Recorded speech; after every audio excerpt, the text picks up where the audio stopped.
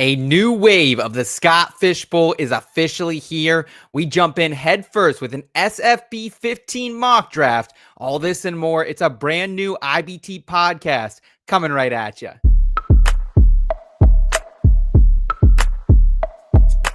I've been going dummy, out of bounds, putting on a clinic. Stick around, carrots in my hardware. KC, caught him in the crosshair. Look at me, been the guy calling Mr. MVP. Keep your ass on the bench by my MPC. Earn my stripes like I fixed this league. Your dog's on the turf, my dog's in the street. You can find me somewhere in between. Never a dull moment like a movie scene. About to do the ops like I did this beat. Let them keep talking RG3. Coming to you live. This is the In Between Fantasy Football Podcast. All right. And welcome in to the In Between Fantasy Football Podcast, your place for both a refreshing and feel-good take on fantasy football and NFL gambling. The summertime rolls on, and we can definitely tell because it's both hot as Hades out right now, and the Scott Fish Bowl drafts are officially underway as they got kicked off this past weekend at the beautiful Circa Stadium Swim in Las Vegas. We get in on the action in this episode with our own mock draft for the biggest fantasy football league in the world. I'm your host, Seth Wilcox. And folks, I got to be honest with you. I'm a bit more green than usual coming into this year's SFB mock draft on the show. Usually by the time we get to this episode, I've done anywhere from 2 dozen to maybe 5 dozen or so human mock drafts, a bunch of sim ones. Unfortunately, this year, been a bit busy over here, guys. Bought my first house moving in this weekend. Also, just got back from a weekend at Pocono Raceway where it was absolutely spectacular. We had 4 different bonus back road shows go out. That's our NASCAR betting show right here on In Between Media. At the track, we cut in some B-roll for those. We also had some footage of some driver interviews we got a hold of as well. Some of the biggest storylines of the weekend, all recapped in a betting fashion for you. Shout out to Elliot, shout out to Nicolette, and a man joining us tonight after making his presence felt up north here. Shaking hands, kissing babies, and getting some exclusive interviews for us. But I guess that's what you do when you're just a big business, light ranching son of a gun. He's Eric Romoff. Eric, great to be back with you tonight on the show. Thanks for all your work this weekend. Have you recovered yet? Because we were certainly burning some midnight oil up there to get all that content out. Yeah, man, we were up there in the jewel of north central, northeastern PA, the Pocono Mountains and the Pocono Raceway.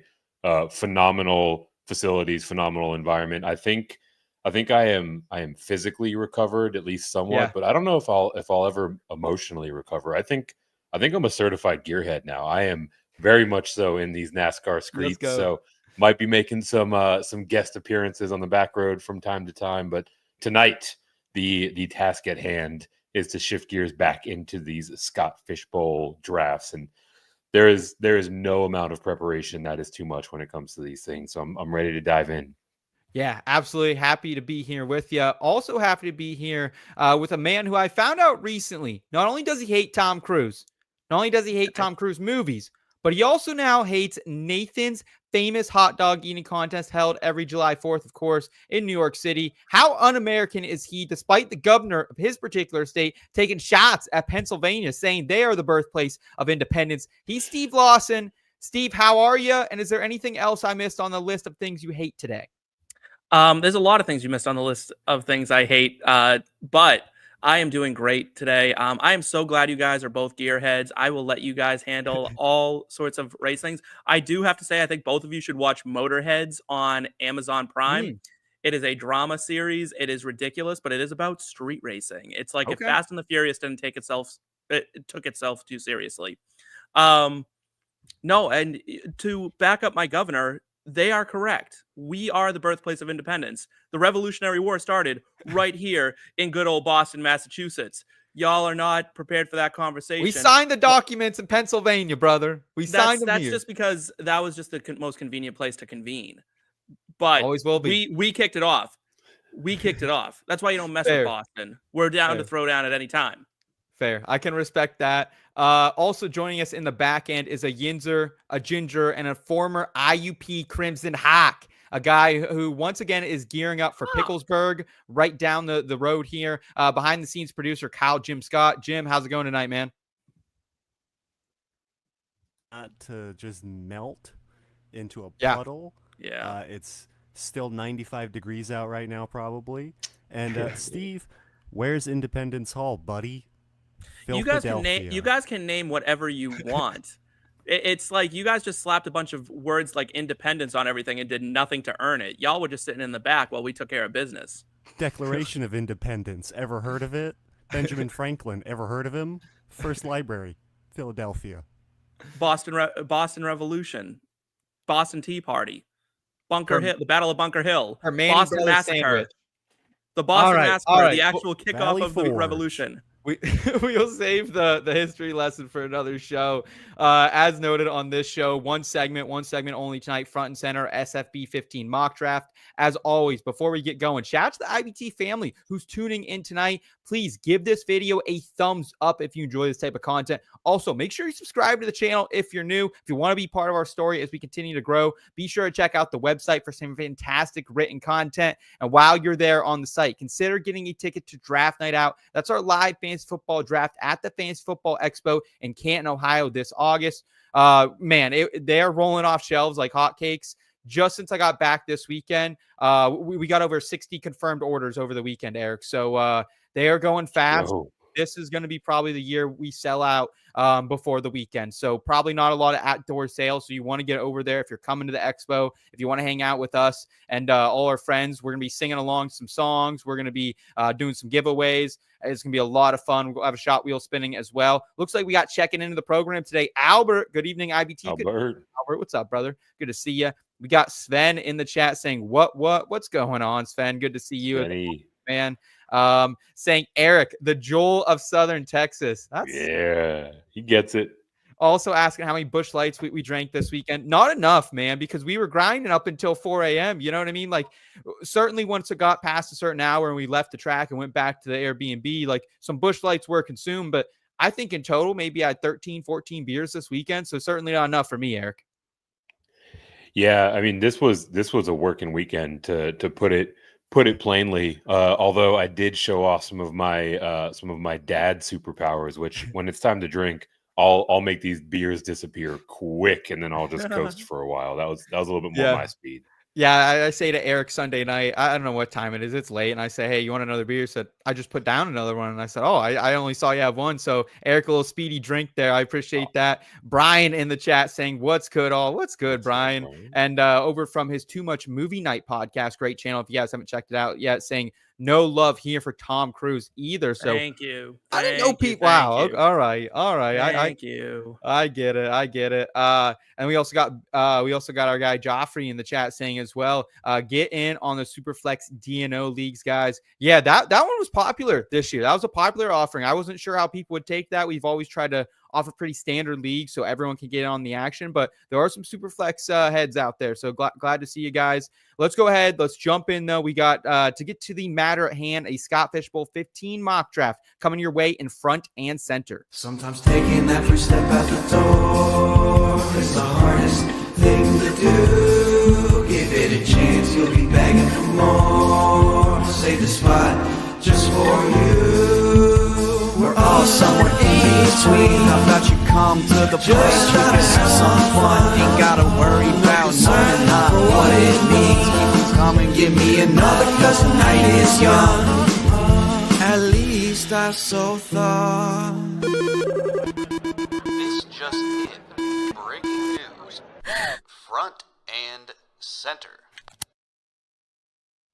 All right, it's front and center. We're taking off on an SFB 15 mock draft, the largest fantasy football league in the world, which raises money for Fantasy Cares, Scott Fish's charity that donates hundreds of thousands of dollars to Toys for Tots and other causes along the way. They can be found at fantasycares.org. Please support them if you haven't already. It's one of the best things going right now in the industry. We appreciate everything Scott and the gang do over there with that.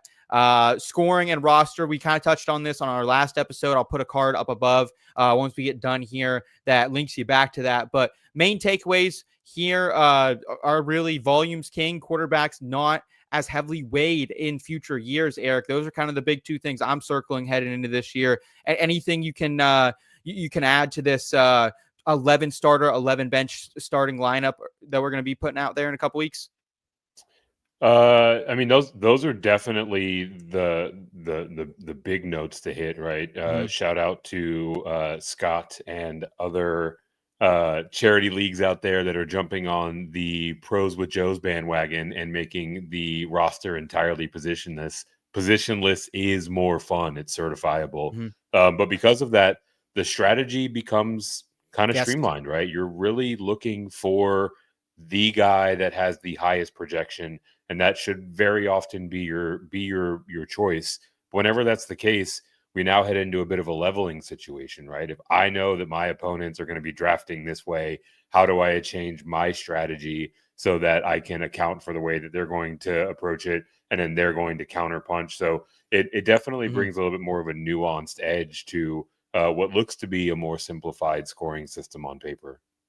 Let's go ahead. Let's get the draft board up. I'm in the 1 hole. We got Brian in the 2, Katie in the 3, Kyle going from the 4. We got Evan in the 5. We got Ben in the 6. Steve, you'll be drafted from the 7. We got our guy Beryl drafting from the 8. And then, of course, Eric's in that 9, Sven in the 10. My guy Fernando holding down the 11 slot. What's up, Fernando? And we got our guy Fancy Pastor in the 112. Let's go ahead and start this thing up, guys. At the 101, I've been thinking about it all day. I touched a lot about this in our last episode. I picked the 101 thinking I was just going to take the slam dunk, easy quarterback. I've always won Josh Allen and Scott Fishbowl. I've never gotten Josh Allen and Scott Fishbowl. But this is a mock, and I think it's time to get a little crazy. And so I'm going to take who I believe will be the running back 1 in a league where I think you need a stud running back, and you need a lot of them. So I'm going to go ahead. I'm going to go out on a limb. This is definitely off consensus, but it's my highest projected player in Scott Fishbowl scoring. No comps to go off from last season. Give me Ashton Jeanty at the 101. I knew it. That's going to be hot. I don't know if I'll really pull the trigger in the real draft, but we're going to try it out here. Eric, any thoughts on that? You know, just, I don't know if you want to call it asinine of a pick, but it might be. I mean, look, I don't think that it's going to flirt with an asinine outcome, right? Like, he's one of the highest projected running backs. Running back seems to get a pretty solid premium in this format. So, like, I don't think you're completely out of left field. But we have to remember, for however prolific Ashton Jeanty was in the college ranks, for however much workload we project him to take on in the NFL ranks, all of this is speculation, right? So if you are spending the 101 on a player with that many open questions, like, your range of outcomes is going to be wider, and you're more likely, statistically speaking, to have a bad time. So if I'm sitting on the clock at the 101, I'm going with someone that I at least have some representative sample size of their ability to produce at the NFL level, as opposed to a rookie happening with this? who's never taken a snap. Running back run. This is crazy. Yeah, we got a running back run, as Steve's alluding to. Bijan Robinson off the board at 2. Katie going with her Philly fam out there, locking in Saquon Barkley at the 103. Kyle, you're up here at the 4 slot. He's going chase. Quarterbacks are falling down the board. Steve, you might be looking at a Lamar Jackson or Jane Daniels situation here at the 1-7. You got to be feeling great right now if that's your direction. If that's the direction you want to go, is quarterback. Yeah, this is feeling great. I mean, your Ashton Jeanty pick is definitely the whoa, like, why? Although I got to tell you that Jaden Daniels pick also kind of throws a question mark up too.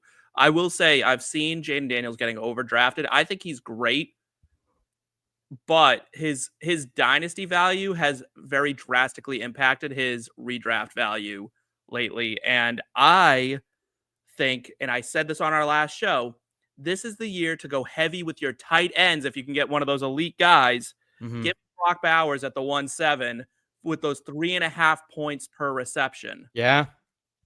I mean, you're right on ADP. Looking over from our friends over at Going for 2, Brock Bowers is going exactly at the 107. So in a positionless league, it's definitely a bit ballsy going tight end early, but I've loved going tight end heavy in this format in the past. Justin Jefferson goes out the 106 after Jane Daniels at the 105. Lamar Jackson then the 108. Eric, you're going Josh Allen the 109. Thoughts on how the first round is shaking out, and your pick in particular, Josh Allen? Yeah, this is, I guess, about how I would expect the board to look by the time that I'm selecting at the 109. For me, I moved to the 109 once I got confirmation that there was going to be a third round reversal, and once we saw scoring out there, because while the scoring system looks to kind of de-emphasize the quarterback position, at least relative to prior years, I actually think they're just as valuable as they ever were, right? Like, yes, they don't project to be the highest scoring players in the way that we saw from years past, but they're still consensus, at least the mobile guys, the top 4 or 5 that we're looking at as the elite quarterbacks, they're still very far up there in projection. But unlike some of the skill position players, their floor is a lot higher. So being able to get that high floor and that high ceiling outcome is exactly what I want in my first round pick. So happy to get Allen here.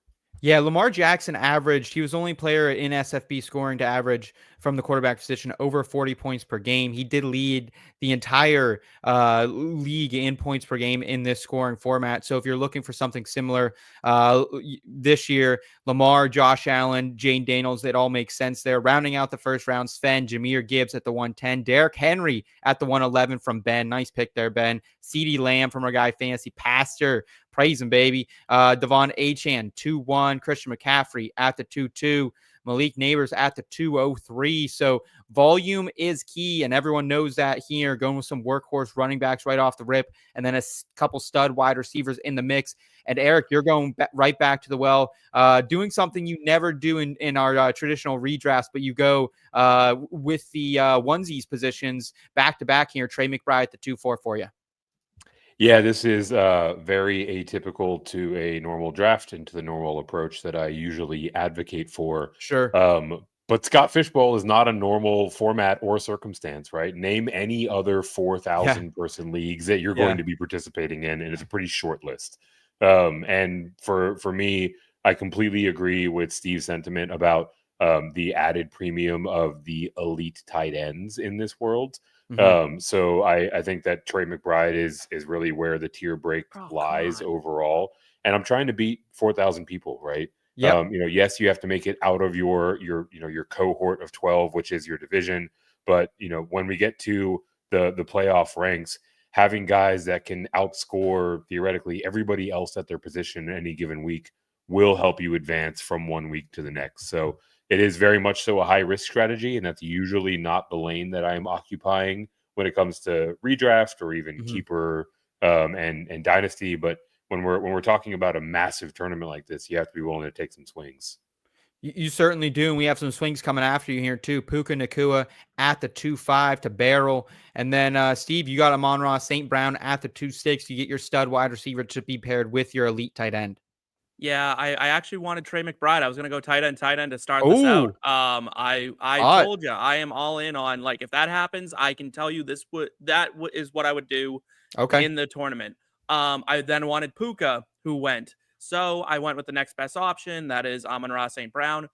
At this point, I think running back, you're looking at guys that are probably too expensive. If you're drafting running backs right now, I'd let them go.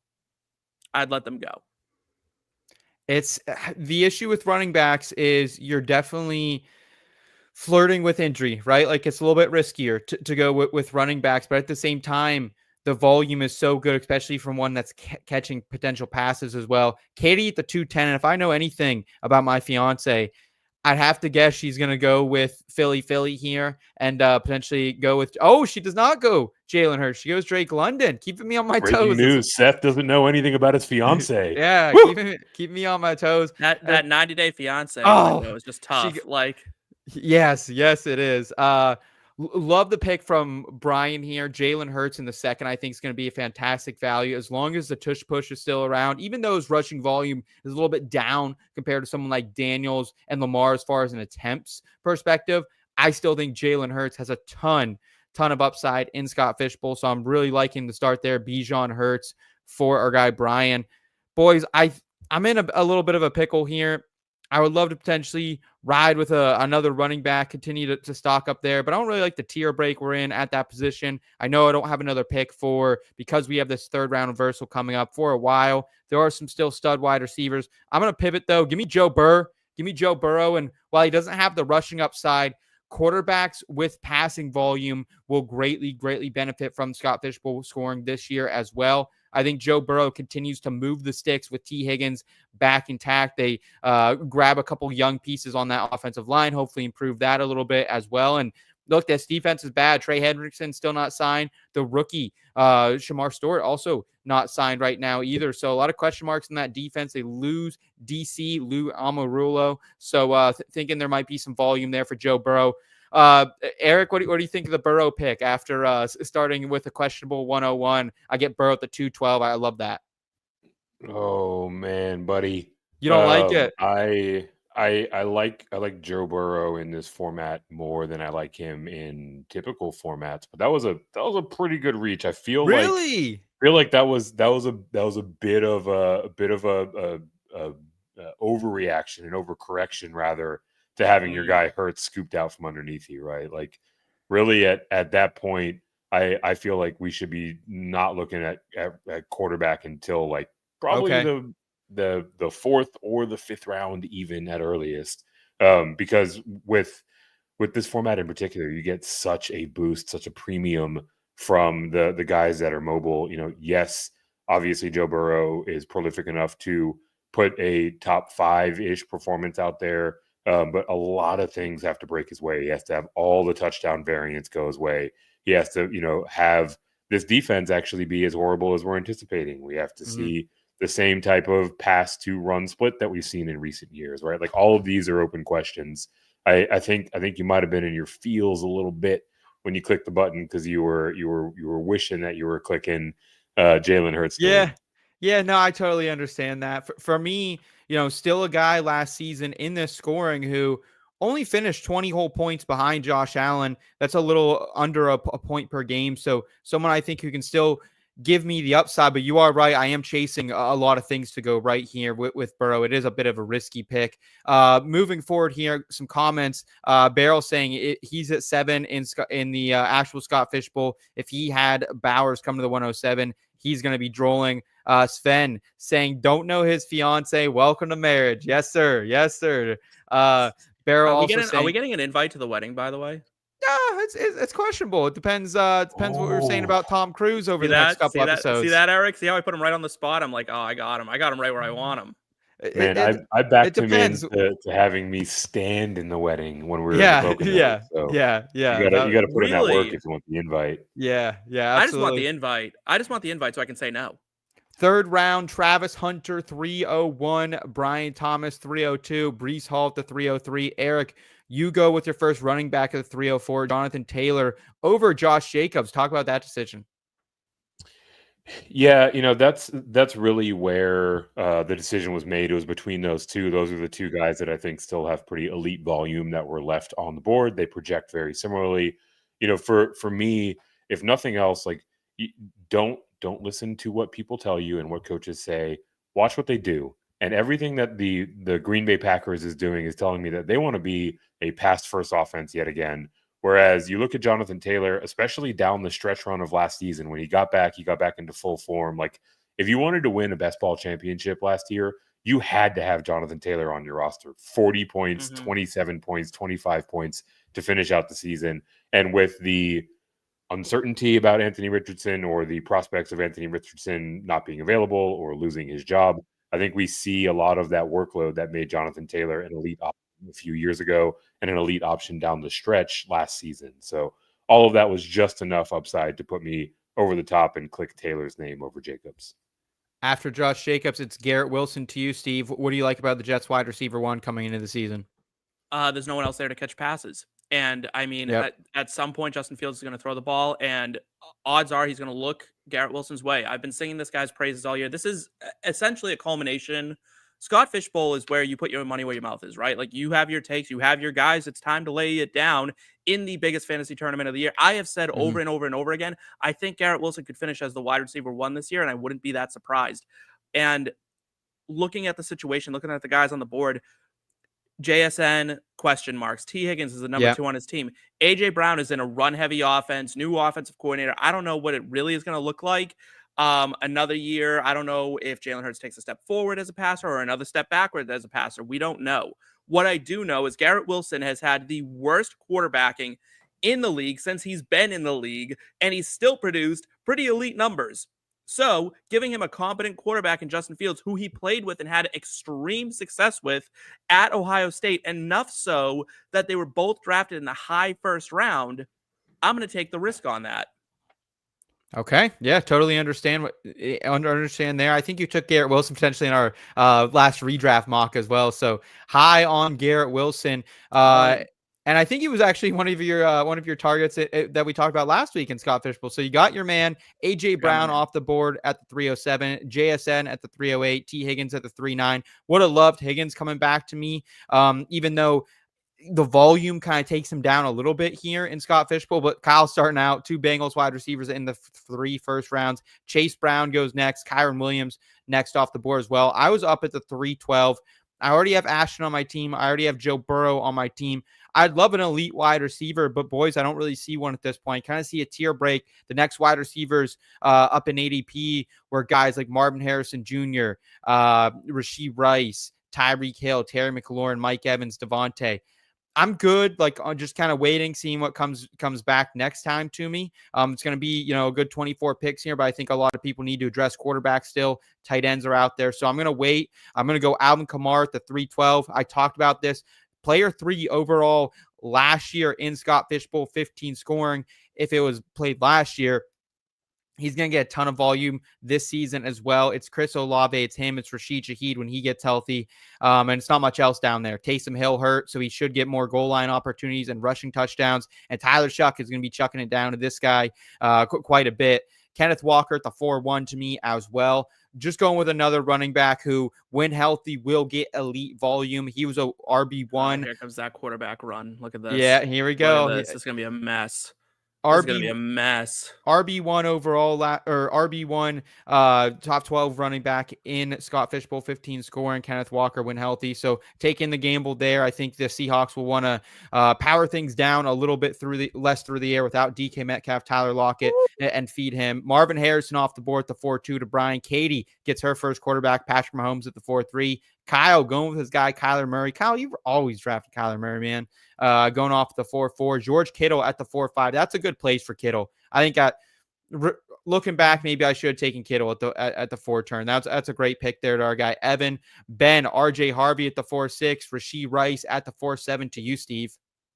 Yeah, you know what? I'm banking on him doing exactly what he was doing last season. There's no reason to think that the Chiefs are just going to move away from him in the upcoming season. He looked every bit like an elite wide receiver, especially for fantasy purposes, right?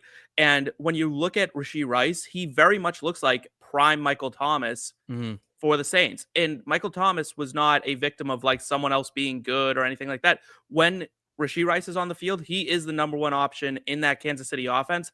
I know Xavier Worthy got better as the season went on, but at no point did he look anything close to what Rashee Rice was doing early in the season. And his average depth of target is around 4.5 yards, which is really short, right? Like that means in this league where volume is king and catching the ball and moving the sticks and doing all that stuff racks up points, Rashee Rice is going to be a gold mine in that situation. I hope he gets his role back. And I had this same conversation a couple weeks ago with Boggs and Debra over on the Fantasy Pros Fantasy Football podcast. And I asked that same question. Will he take that role back, or will it be Worthies who took it over down the stretch? Eric, you just timed out. That's embarrassing. Oh, there we go. First auto. Eric, I can pause it for you. Oh, here we go. We're back to you, Eric. We're back to you. We put you back on the clock. That's you should appreciate me for that. But we're appreciate you. We were having that conversation, Steve, that will Worthy take back his role? And Boggs put it very eloquently. Like, look, Xavier Worthy can play this role that Rashee Rice plays, but it's not the other way around. Rashee Rice can't really play the downfield X, or if he's going to be in the flanker there. So I think that was a very well point. I think that's a good pick with Rashee Rice there. Omarion Hampton comes off the board next. DK Metcalf at the 4-9. Eric, I was hoping maybe DK would come back to me. You're like one of the only other people in the space right now, I feel like, propping up DK as much as myself, especially with one last ride coming from Aaron Rodgers this season. Yeah, how well Aaron Rodgers does this season, legitimately to be determined. Open question, right? Sure. If nothing else, I am very much so of a similar mindset that led Steve to draft Garrett Wilson, Who else is there to catch passes? It's a pretty short list, right? So, the volume emphasis that we've talked about with the scoring format put me over the top to draft DK here. There's actually a couple of guys that I like ahead of him overall, but they don't have quite as clean of a picture to their workload and their usage. So reached a little bit knowing, or at least hoping, that a couple of them will probably make their way back around to me. But honestly, really just reeling that Rashee Rice wasn't there. When you said at the 3-4 turn there wasn't an elite receiver on the board, my eyes immediately went to Rashee Rice, who had essentially the 5th best win rate against zone coverage last year in the games that he was healthy. Dang. All time in the NFL. This dude is an absolute monster. The concerns about his ability to be on the field because of suspension seem to be at least kicked down the road for a little bit. This is probably a 2026 consideration. Sure. So get him while you can. Yeah, some comments here to catch you guys up on as well. Brian Walker was supposed to be his, sniped him there, and then he accidentally autoed MHJ. Oh, tough scene, Brian. Come on, brother. You're better than that. You're too much, Brian. Sven saying Kamara is the dude no one is talking about. I feel like Shuck is going to drop off passes to him in spades. Kamara could have 100 receptions this season. I'm with you, Sven. I'm absolutely with you. And no one's talking about him. You can give him at the 3-4 turn. Sign me up every single time. Barrel saying that Steve sniped him on Rashee Rice. So good on Eric's you. About to snipe me here. I'm not going to be happy. I'm not excited about this at all. Ooh, good shout. We got DJ Moore, Mike Evans, and Sam Laporta. They round out the 4th round. Moving into the 5th round, still not a ton of quarterbacks off the board, boys, but Devontae Adams, maybe one of those wide receivers that Eric was looking for. He goes off the board at the 5-1. 5-2, Baker Mayfield, Chuba Hubbard at the 5-3. And there it is, maybe the snipe of the draft. You're so lucky this is a PG show now. Justin Fields at the 5-4. That was Steve's guy. He was going for the Garrett Wilson stack that I think, again, you did in our redraft mock draft, and it would have been lethal here. Justin Fields at the 5-4 feels like a great pick with the rushing upside, Eric. I love it. Yeah, that's exactly what I'm going for. To be fair, I was probably looking at a few players here, and practically speaking, probably should have dabbled back in the wide receiver market. But turnabout is fair play. You're going to rip my heart out with Rashee Rice. I'm gonna take you, man.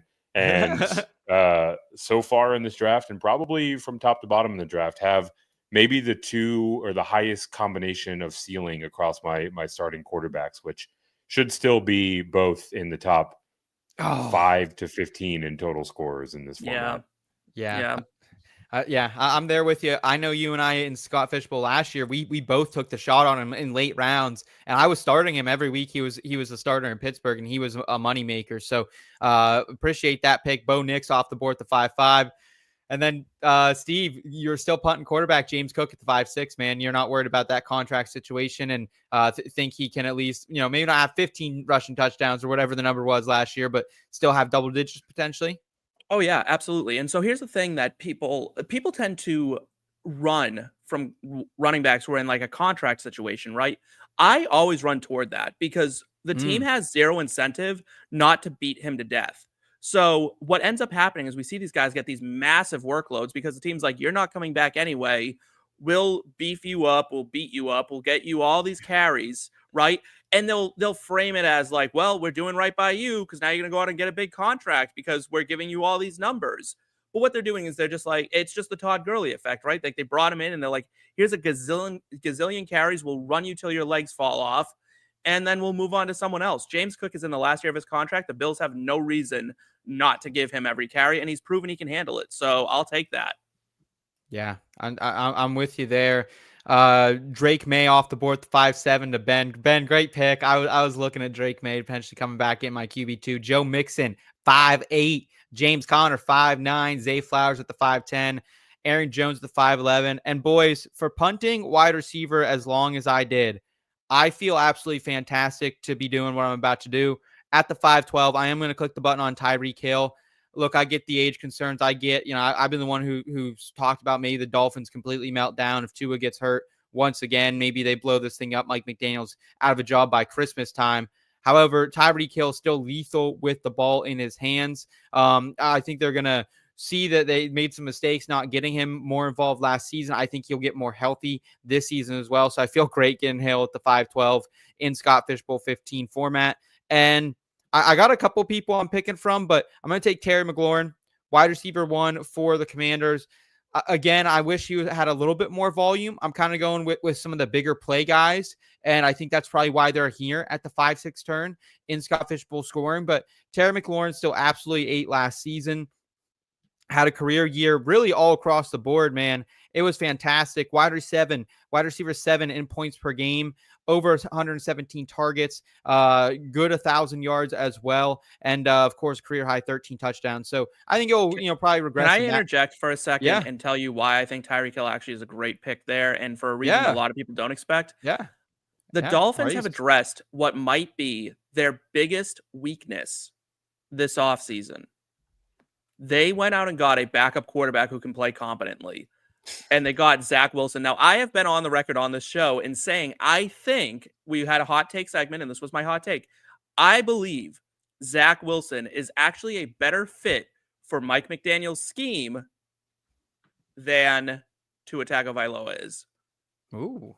So, should Tua get injured, I'm not wishing anything upon the guy, so don't hear what I'm not saying.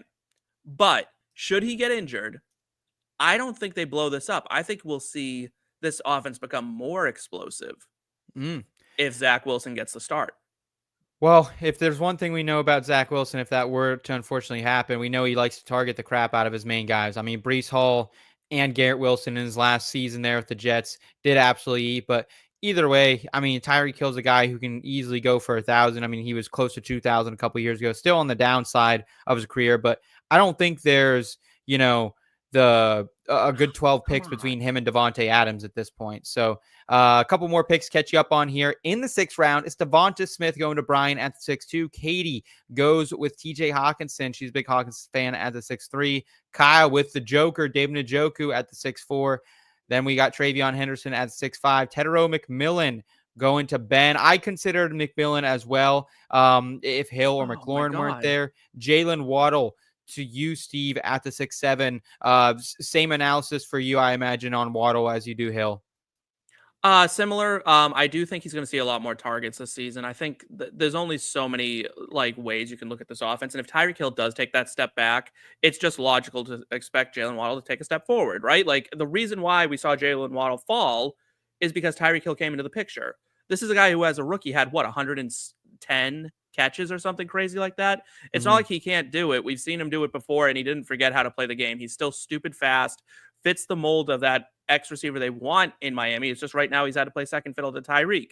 But with Tyreek's age, if he does fade out a bit, then it's Waddle's show. And I love that. However, I did get sniped by Tet. I would have gone Tet over Jalen.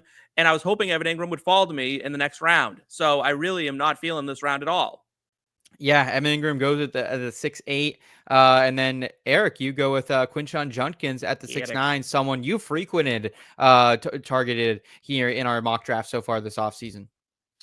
Yeah, so far in this draft, we're largely either getting a lot of our favorite plays that we've talked about previously or enjoying the fruits of sniping them away from each other.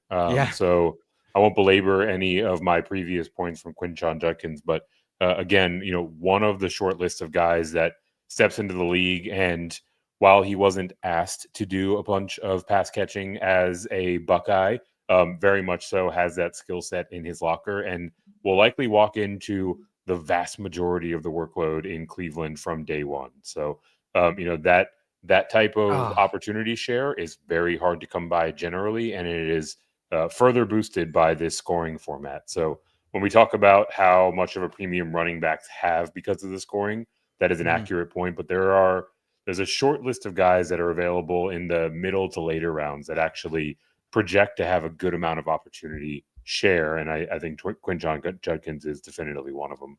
Chris Olave at the 6-10, Isaiah Pacheco at the 6-11, and then at the turn, our guy, Fantasy Pastor, praise him, baby, 6-12, he goes Cortland Sutton, Jameson Williams at the 7-1. Interesting approach here by Pastor. No quarterbacks, only one running back going with a hero RB approach in Scott Fishbowl 15, where usually wide receivers a little bit less valuable. It's typically, a format I like to punt the position but pastors saying otherwise and doubling down on receiver once again. Travis Kelce off the board 7-2 to Fernando. Man, Fernando, I was actually thinking about, pulling the trigger on Kelce if he came back to me. And then Sven gets me again. I mean, I don't know if these are snipes, if they're like 10 picks before me, but they feel like snipes because I felt like they were a little bit down the ADP board. Eric, about the timeout at the 7-4. Nay. Xavier Worthy. Do you feel so? If you like Rice, what's the case for Worthy then as well, Eric?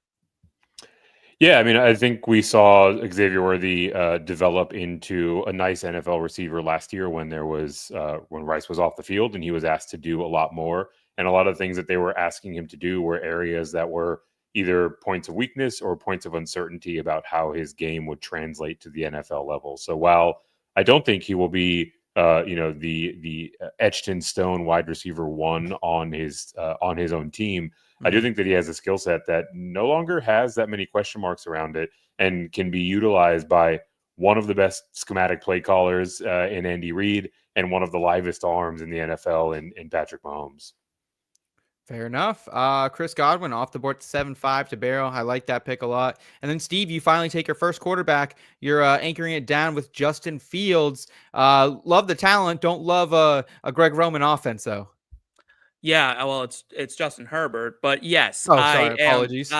So this is a pick that I'm not super thrilled about, but it was definitely a situation where I looked at the board, didn't love what I was seeing around him, and that quarterback position does need to be filled, and I don't feel like I want to wait for like a Geno Smith.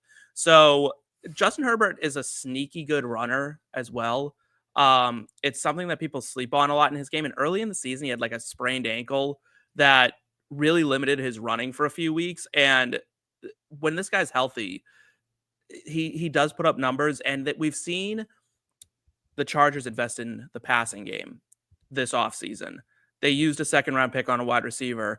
They brought in a new tight end. They're bringing in more dynamic guys for like pass-catching ability out of the backfield in Marion Hampton and Najee Harris. These guys all can catch the ball. I think we're going to see a little bit more of a spread offense with Greg Roman because, let's be real, Justin Herbert is not Lamar Jackson, so you can't run the offense the same way. I expect to see Herbert's pass attempts jump quite a bit this season, with the Chargers putting more on his shoulders. Okay. I wanted to address this comment. It was from about half an hour ago, but I like to feel good about myself. And Ben saying Jeanty went second in 2 of the Vegas drafts. Laugh out loud. So not too crazy there. Just want to pat myself on the back. Specifically in Vegas. Yeah, like Colts exist though. Like that's not true. saying anything. There's That's a bunch true. of people who have drank Kool-Aid. She sniped me. The fiance sniped me. That's it. The wedding's off. Yeah, it's off. Call it off. Dave Montgomery goes at the 7-7 to Ben. Caleb Williams at the 7-8. He goes with 2 2024 rookie quarterbacks with Jane Daniels off in the first round. And then we got Jacoby Myers at the 7-9 to Kyle. Roma Dunze, Katie got me at the 7-10. DeAndre Swift at the 7-11. That means I am up at the 7-12. And boys, I talked about him last week. He was a top 50 scorer in Scott Fishbowl, 15 scoring a year ago. I think he's going to run it right back. Give me Tony Pollard of the Tennessee Titans. Oh my God. Another running back, 4th running back on the team. We're going RB heavy this season. And I'm in between a rock and a hard place here, gentlemen. I honestly am. There's a lot of players I like on the board right now. Oh man. I'm just gonna talk them out with me. Can I phone a friend here, Steve? Can I phone a friend for you? Sure. Let's phone it. What do you want? I'm between George Pickens because he's fun, or Jordan Addison because I do think he's another guy who absolutely was a league winner down the stretch. Potential suspension issues looming though for him. Oh man, they're both gonna stink. Go tight end. I thought about Mark Andrews, but it feels risky as well. He's been hurt a lot. Oh, man. But there's also the 49er wide receivers as well that I could go after. You have 10 seconds to make this decision. 10 too long, baby. 10. Give me GP. Give me GP in Dallas. GP in Dallas. What do you think, Eric? Lame. That is not really all that lame. I do think that it's incredibly on brand, right? You love your former lures. A bit more of an upside pick Yes. than I would like to make at this Yeah. point in the draft, right? True. But I did make a bit of an upside pick myself in Xavier Worthy last time, so it's not an egregious misstep by any means. Look, I think George Pickens can be dynamic in this offense, right? It is an open question as to whether or not he can keep his head screwed on straight and be able to participate in all of the snaps. But if they get him into working order in that regard, he quickly becomes probably the best wide receiver 2 that Dak Prescott has ever had. And now we're looking at a Dak Prescott-led offense that a few years ago, when Schottenheimer was calling plays, was one of the most prolific passing offenses in all of the NFL. So I don't think it's completely unreasonable that Pickens has a career season, even if he is the second man in the pecking order behind CeeDee Lamb. One, he's never played with a quarterback remotely as good as Dak Prescott, right? I mean, he's been putting up at least 1,000-yard season, 1,100 in 2023 with, Kenny Pickett, Mason Rudolph, and a bunch of nobodies. Regressed a little bit last season, did miss a couple games, but 900 yards again with Russell Wilson, Justin Fields. Like, I think this is going to be a higher volume offense. I think the Cowboys still have questions on that defense as well. And aside from him and CeeDee Lamb, it's Jake Ferguson. That's really it. They don't have a dynamic pass catcher out of the backfield. So I'll take GP there. Oh, Brian, I thought I had him. I thought no one was going to take my guy. I can promise you wouldn't have. I guarantee you wouldn't have. Well, Tyler Warren goes at the 8-2. That was my fox in the hole, if you would. Thought I was going to be able to get him potentially around the next corner. Caleb Johnson at the 8-3 from Katie. Another sharp pick from Katie, going with the Pittsburgh running back. Jordan Addison to Kyle. Like the pick from Addison. Tyrone Tracy at the 8-5. Ben grabbing his first tight end of the day is Mark Andrews at the 8-6. And then Steve doubled down on a quarterback, looking at you took someone I was looking at, CJ Stroud at the 8-7. Yeah, I'm buying this guy at a dip. I think he had a sophomore slump. It was, a little return to earth, but there was so many injuries on that Texans squad. It was just one after the other, after the other, after the other. And like every wide receiver he had just went down with an injury. And I believe in the talent. And with passing touchdowns being 6 points apiece this year, I'll take a shot on CJ Stroud, who's a little more mobile than people give him credit for. As far as Tyler Warren, yeah, I was going to take him if he fell to me. He obviously didn't. People are starting to buy into the hype. Let's go. It's more like there's so much value for a tight end right now that I felt he was just more valuable than anything else on the board. Fair enough. But I got to say, I think this draft has shaken out a little bit differently than I expected. I'm very surprised at some of the picks. Attic has been a thorn in my side. Yes, sir. Yeah.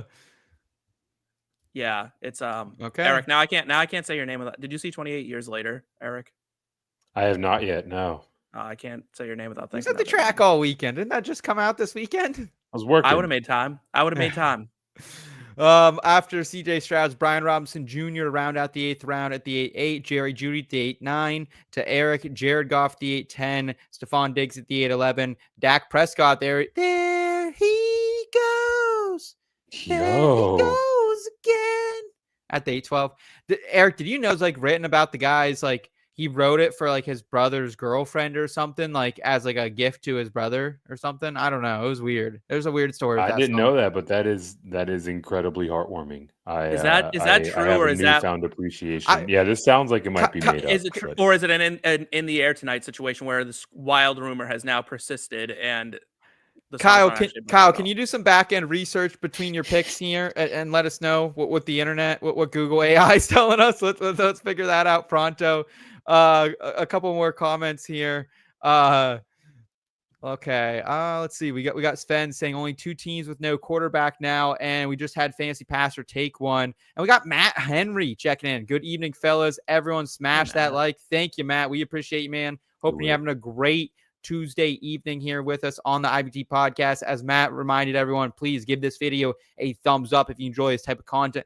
Also, subscribe to the channel if you're new. We got, whether it's NFL betting and fantasy football advice, college football betting, NASCAR, PGA betting, and entertainment betting with Steve, Trash Sandwiches, and Jake Perry and the gang over on Popcorn Root Beer. We got it all for you here on lock. It is also after Jerry Jeudy to Eric. It's Jared Goff Stephon Diggs, Dak Prescott. I think we already said that. Apologies. JJ McCarthy, Brock Purdy to start this 9th round. Another QB run. Najee Harris off the board to Sven at the 9-3. Cam Scattaboo, another one of my guys I thought I was going to get there. Eric, nice pick there at 9-4. Yeah, if I knew that Jawan Jennings was immediately going to fly off the board, yeah, I probably would not make that selection. That's who I was looking at. Yeah.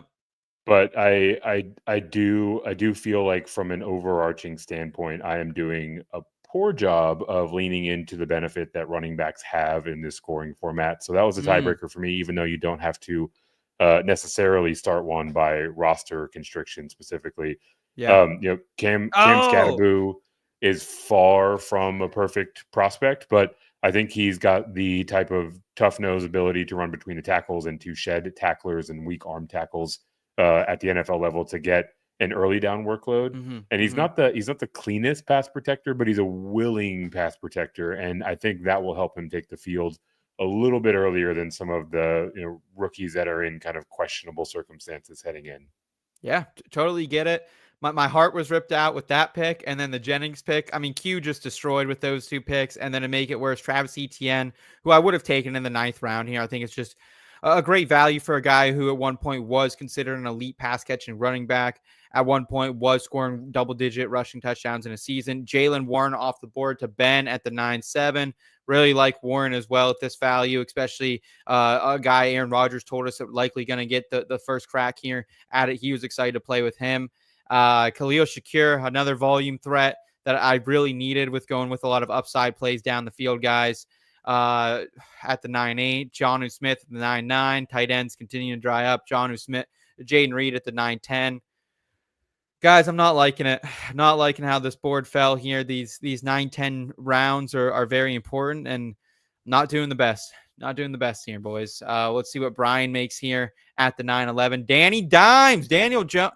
I mean, talk about a swing. Talk about a swing from our guy Brian. That's a put your nutsack on the table type of situation there from Brian with Danny Dimes. And his next pick though should be incredibly obvious and should be very. Let him draft his own team, okay? You ain't gotta be giving sage-like wisdom to our competitors in this mock draft. I am giving. That's my job. My job is to give sage advice. I'm the guy on the left, and I speak with emotion. All right. This is a competitor now. Yeah. Well, Brian, if you want to take the advice, take it. Your next pick should be Josh Downs. No, should be Anthony Richardson. That should be your next pick. All right, we got instead of going, I did not go Danny Dimes because he was taken at the 9-11 with Brian. I went with Jordan Love at the 9-12, and regardless of what you think about quarterbacks in this format, I think 9-12 for a guy in Jordan Love who, before the injuries occurred early last season, he could scoot and boogie with some of the better, lesser rushing mobile quarterbacks, but still pretty decent. What qualifier was that? He can run with some of the better, lesser quarterbacks. he's not running like freaking, Hurts or Jane Daniels or anyone like that. But, he's in that like Bo Nix. For guys who run against people who have no legs, Jordan Love is a great rusher. Yeah, yeah. I guess that's a better modifier, I guess. But I also Ricky Pearsall at the 10-1. Kind of just taking the consolation prize to Jennings. There's a couple wide receivers on the board, but they're all aging and have injury concern. But Ricky Pearsall, really good. He's going to play that slot role, I believe, without Deebo Samuel. Maybe even look at him potentially gain a couple rushing opportunities because he is that type of player. So I'm excited to see how Kyle Shanahan uses him in this system with no Deebo Samuel. Brandon Ayuk probably going to be banged up at least until midseason, recovering from that ACL. So it's George Kittle, it's Jennings, and it's my guy Ricky Pearsall. I take it to 10-11. Pat Freiermuth off the board at the 10-2. Love this move here. Aaron Rodgers, never known to be a huge tight end targeter, but I think on a team where it's DK Metcalf and it's Calvin Austin, the third, it's Roman Wilson, there's not a lot to pick from, right? I mean, we got Scotty Miller out there. We got Robert Woods, the ghost of Bobby Trees. But, yeah, I think Pat Freiermuth at 10-12, that's a great pick. Oh, I should have taken a tight end. Yeah, I probably F myself bad. Bryce Young at the 10-3, Deebo Samuel at the 10-4, Colson Loveland at 10-5. That's why it's the mock, people. You live and you learn, because Frymuth and Loveland and Kraft, who just goes to the 10-8 after Emeka Ibuka, and your guy Keon Coleman. Yeah, I don't think I need your analysis for Keon Coleman, Steve. I think I've heard it a million times, but you like it here despite volume being the key, and him not really getting it last year. Yeah, he didn't get it last year, but they made no effort to bring in new wide receiver talent, nor did they try to re-sign Amari Cooper. It feels like it's all systems go as far as Keon Coleman is concerned. They seem confident in him, and he's a confident guy. I'm all in on Keon Coleman, and I keep getting him in these double-digit rounds, and I am loving every second of it, because even if I miss, it's not that bad. It doesn't hurt as much, you know? Like, I'm not taking these shots on these high-end guys. Double-digit rounds, this is where you want it. This is where you make or you won't lose because of your double-digit draft picks, but you will win because of them. Very true. Very, very true. Tucker Kraft is off the board 10-8, as we mentioned, and then Michael Pittman Jr. Did you take Michael Pittman over Josh Downs? Wow. I sure did. Give it to us, Eric. Why? Because volume is king in this format. And despite spending pretty much every single week of the season on the injury report for one reason or another, True. Michael Pittman put up 111 targets, or at least had 111 of them routed his way. Unfortunately, many of them were way down the field and from the unreliable arm of Anthony Richardson. I think that we will see him get into the triple digits pretty easily to make it 4 seasons in a row. Prior to this year, he had 156, 141, and 129. So he very much so is the volume safety release valve in this offense. And if it's Richardson and he takes a bit of a step forward, he's only going to hold that job if he's able to execute the offense. If not, it's Danny Dimes, who's been able to pepper guys in the short and intermediate part of the field all throughout his career. So I think we're going to see another 125-ish, if not more, targets out of Michael Pittman if he can stay healthy. So to get that kind of workload this late into the draft is exactly what I'm talking about. Cooper Kupp at the 10-10, Dalton Kincaid at the 10-11, another tight end I should have taken. Josh Downs goes off the board at the 10-12. The fancy passer checking out J.K. Dobbins at the 11-1. Interesting pick there with Dobbins. Isaac Garendo at the 11-2.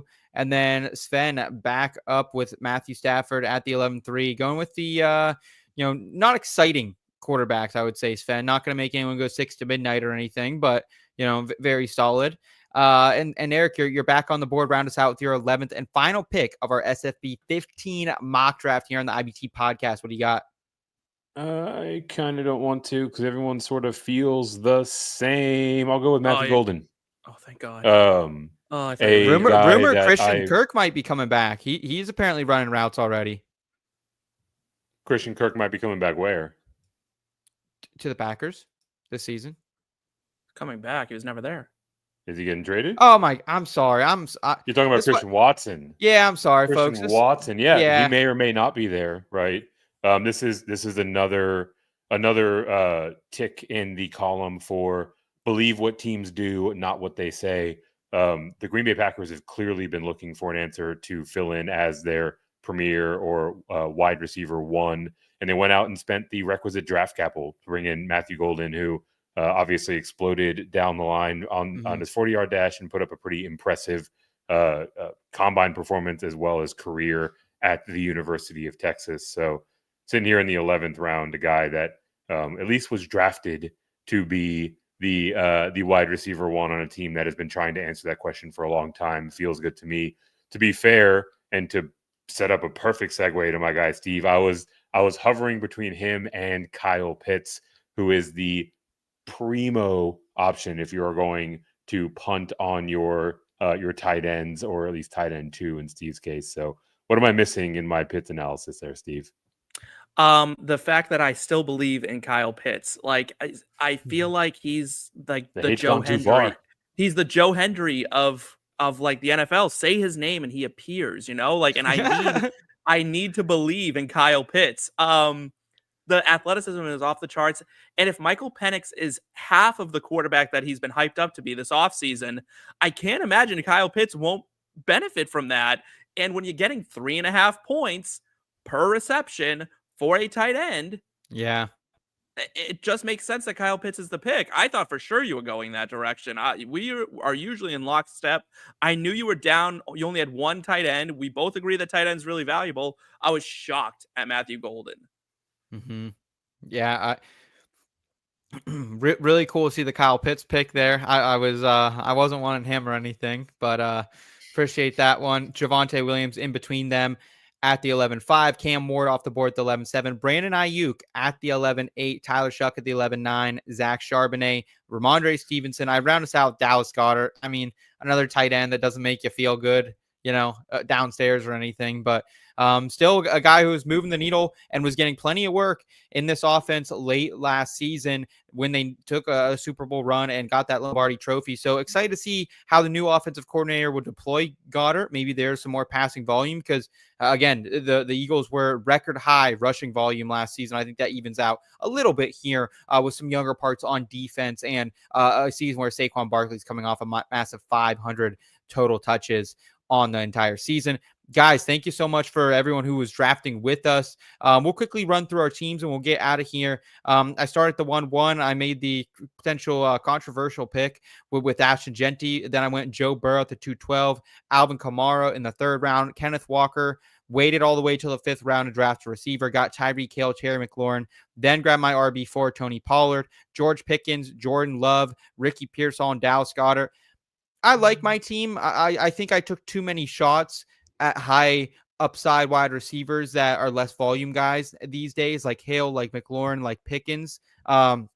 Would have liked to lock in, at least one receiver that I could guarantee that I thought would see more than 150 targets. I don't think I have that on this team. So a little disappointed in my selections there. I think I waited too long on a tight end one as well. So those are my criticisms of my team. Steve, read off your team for the fine people of the program and any critiques or pleasantries you take with it. Yeah, no. So I started with Brock Bowers, tight end. I've said was the most important position this year, and I stood by it. And then I went Amon-Ra St. Brown, Garrett Wilson, Rashee Rice, James Cook, Jaden Waddle, Justin Herbert, CJ Stroud, Travis Etienne, Keon Coleman, and Kyle Pitts. When I look at my team, I just look at volume, right? And that's what I drafted for. You do have good volume, yeah. It's all volume based, right? So Brock Except Bowers. Keon Coleman. Right, but that's as you get deeper in, and no one's really getting the volume at that point. But at the top end of my draft, I went after guys who could put up 150 targets, 160 targets, maybe 170. Yeah. Quarterback, yes, it's a super flex league, but I was watching the board unfold, and this is really what you have to do, is you have to watch your board. You can't go in with a set, system of how you're going to draft because sometimes the board doesn't shake out that way. If this board went 1, 2, 3, 4, 5, quarterback, I would have had to change my strategy a bit, right? But where it didn't go that way, and I knew I was seeing that quarterbacks weren't going to be taken quite as early. I was able to wait on Herbert and Stroud, and that was really important to my entire draft strategy.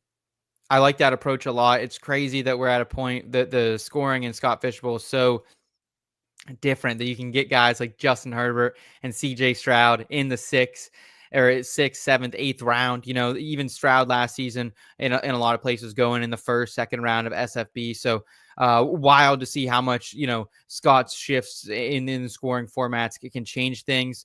But yeah, Steve, honestly, I like the top of your draft a lot. I wish maybe you would have a running back that I could guarantee is going to see 250 plus rushes, but at the same time you have 2 guys on there who are at least going to see a lot of pass catching works, at least projected to. Eric, what about your team? Give us it and any critiques or pleasantries you have with it. Man, so Steve and I had a very similar thesis in terms of how we entered into the draft in our line of thinking, but we ended up with dramatically different teams. I would argue that my team is an example of that strategy executed well. If for no other reason, look at my top 2 quarterbacks, Josh Allen, who I got in the 1st, and Justin Fields, who I got in the 5th. Find me any other team in this league that is going to compete with me at the quarterback position on a week in and week out basis. Don't worry, I'll wait. Yes, I will, because we'll be sitting here all night long. Obviously, we have to worry about health because both of these guys put their bodies on the line. But if they're playing all 17, this is the foundation of a championship team. Continue down the volume path with Trey McBride in the 2nd and Jonathan Taylor in the 3rd. DK Metcalf was my fourth I round wanted him. selection. Quinshon Judkins in the 6th round. Xavier Worthy is really the first point where I deviated from the volume floor and went for a bit more of an upside guy, but an upside guy that has legitimate game-breaking ability. And then you get into my later rounds. Jerry Jeudy, Michael Pittman, Matthew Golden, my 3 receivers of the last 4 rounds, all guys that could easily push for 120, 130 plus targets in their respective offenses. And in Cam Skattebo, a bit more of a lottery ticket. Obviously, he'll be battling it out with Tyrone Tracy for part of the season at least. But I think if he takes that job, another guy that could have the lion's share of the volume in that backfield. Love it. You guys love it. Let us know down below in the comments and in the live chat if you're still hanging out live with us who you think had the best draft. We want to hear from you. We want to get your analysis as well. We've got a chat here from Angie. What's up, Angie? Good to see you. Yes, I did say that. I will not say it again, but I did say it once. Who among us hasn't had that sensation, that exact feeling about Dallas Goedert? And if I can offer another word of advice, as we are drafting on Sleeper and many Scott Fishbowl leagues are drafting on Sleeper.